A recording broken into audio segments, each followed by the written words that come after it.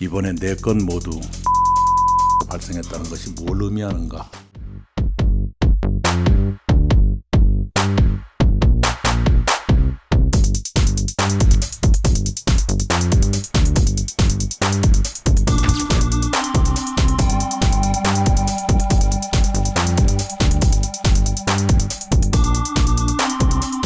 어제 오늘 사이에 경기도 김포와 파주에서 아프리카 돼지열병이 추가로 확진됐습니다. 지난 9일 사이에 4번째 확진입니다.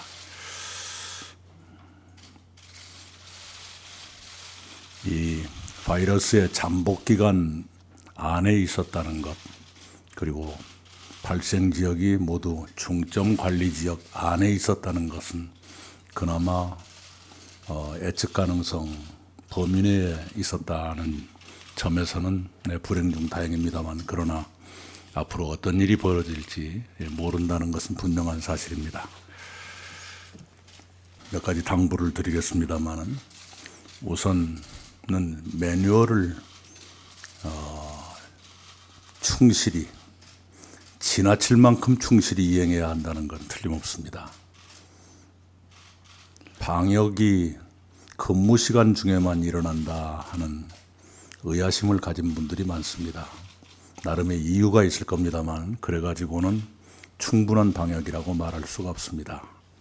힘들더라도 충분히 방역을 해야 합니다. 둘째는 매뉴얼을 뛰어넘는 일도 있을 수 있다고 생각합니다. 조금 지나치다 싶은 정도의 방역이 낫습니다. 부실한 방역보다는 과잉 방역이 더 낫다, 이렇게 생각을 합니다. 그 점에서는 양돈 농가들께서도 고통을 함께 감내해 주실 각오를 해 주셨으면 하고, 국민들께서도 이해해 주실 수 있으리라 생각합니다.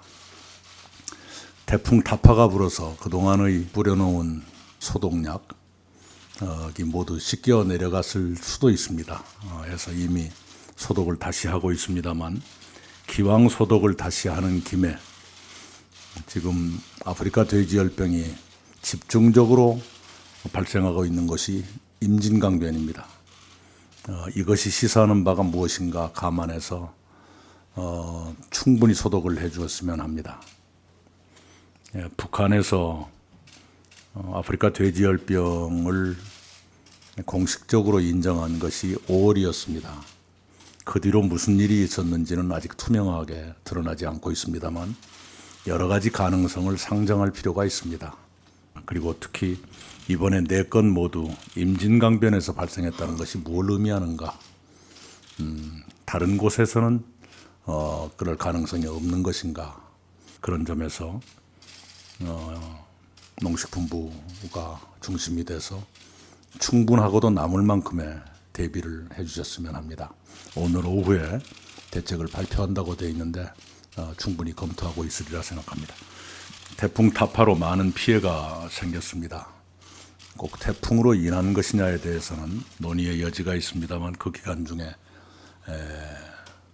목숨을 잃으신 분도 계시고, 또 재산 피해는 굉장히 막대하게 생겼습니다. 우리 관계부처와 지자체가 응급 복구를 서두르면서 동시에 피해 조사와 복구 계획 수립을 정확하고도 빨리 해주셨으면 합니다. 수확을 앞둔 벼가 쓰러지고 과수가 많이 떨어졌습니다.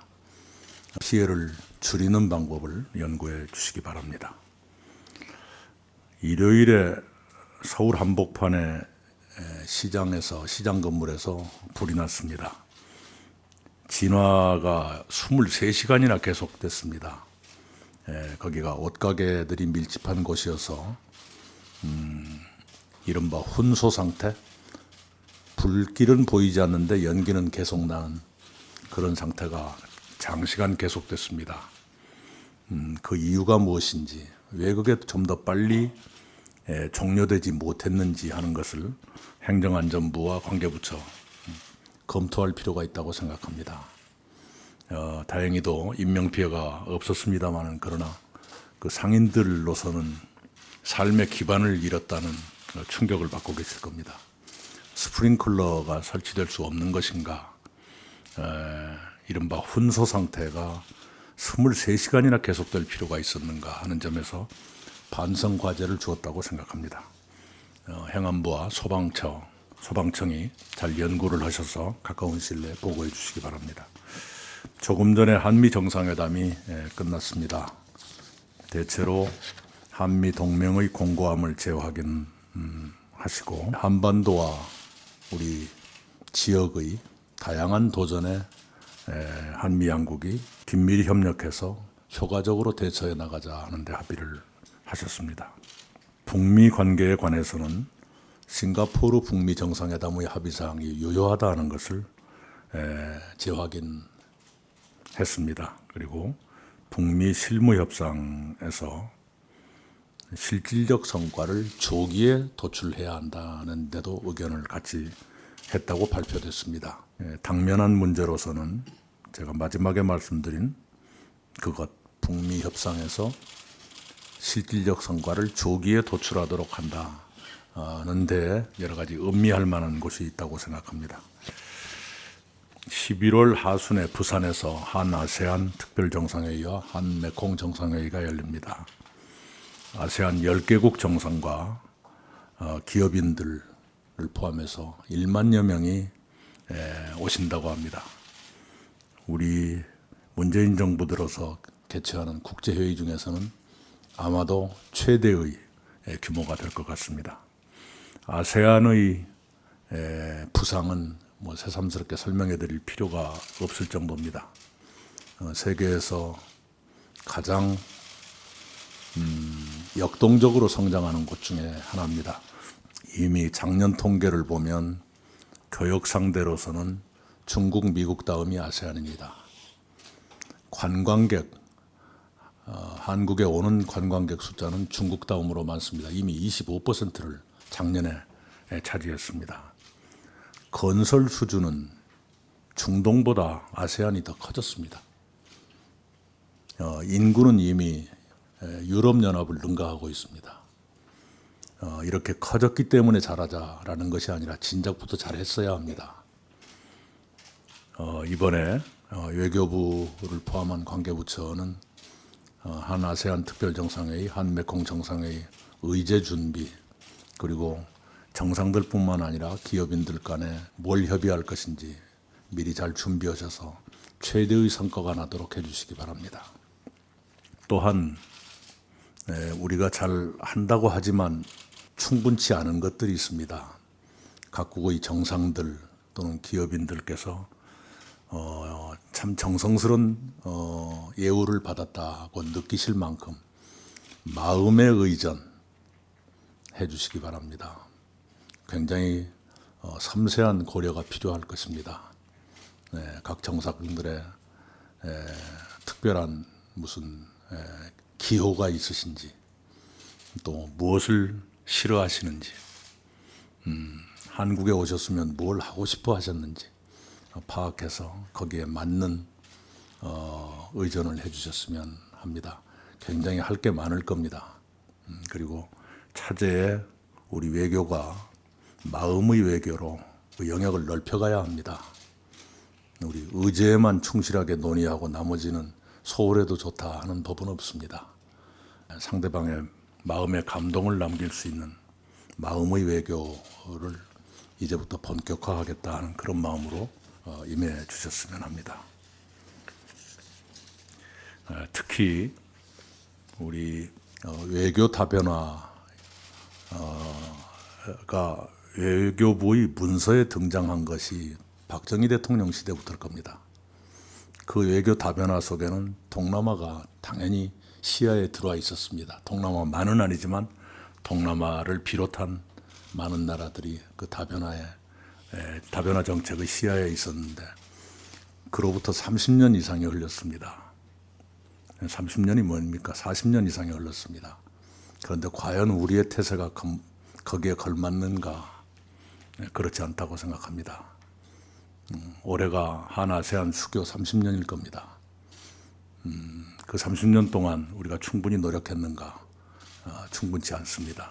마침 문재인 정부 들어서 신남방 정책이라는 이름으로 그 정책을 내실화했고, 대통령 취임 직후에 주변 4강국과 동시에 아세안에 대통령 특사를 파견해서 우리 관계 강화 의지를 확실히 보여주신 것, 신남방 정책 특별위원회를 신설하신 것, 아세안 대표부의 위상을 높여서 차관급 대사를 부임케 한 것 등등 우리의 노력도 있었고, 줄탁 동기라고 합니까?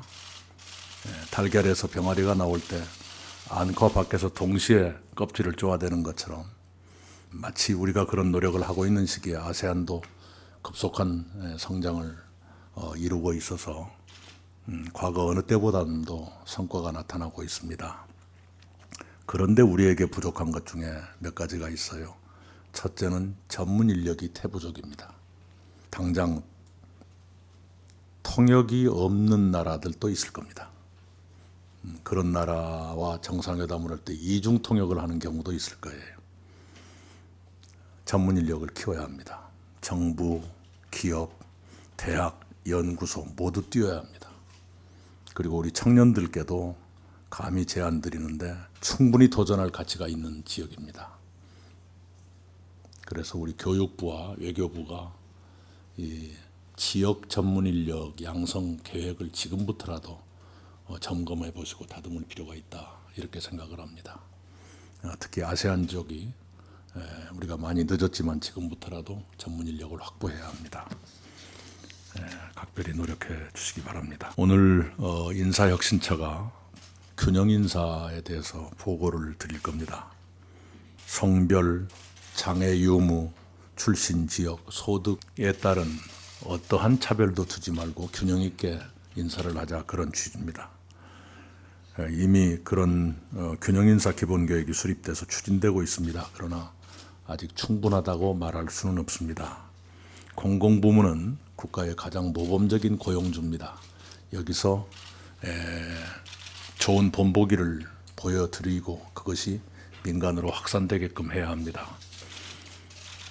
장관급은 여성이 30%를 넘어섰습니다만, 그러나 고위공무원 비율은 아직도 한 자리 숫자입니다.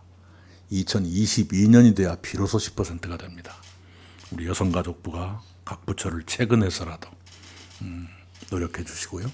기업들도 체근해 주시기 바랍니다. 정부와 MOU를 이미 체결하고 있는데 임원급의 여성이 진출하는 것이 굉장히 더딥니다. 많은 사례들을 보면 임원의 여성이 함께하는 경우에 영업 실적이 더 좋아진다는 결과가 많이 나와 있습니다. 오늘 인사혁신처가 보고드리는 균형인사계획 각 부처가 충실히 이행해 주시고 목표를 초과 달성할 수 있도록 노력해 주셨으면 합니다. 그리고 인사혁신처는 정기적으로 그 결과를 점검해서 잘하는 곳은 칭찬해 드리시고 못하는 곳은 독려해 주셨으면 합니다. 그런 노력이 쌓여가야 우리 사회가 진정한 공정사회로 가는데 초석이 될 것이다, 이렇게 생각합니다. 네, 모두 발언 여기까지입니다.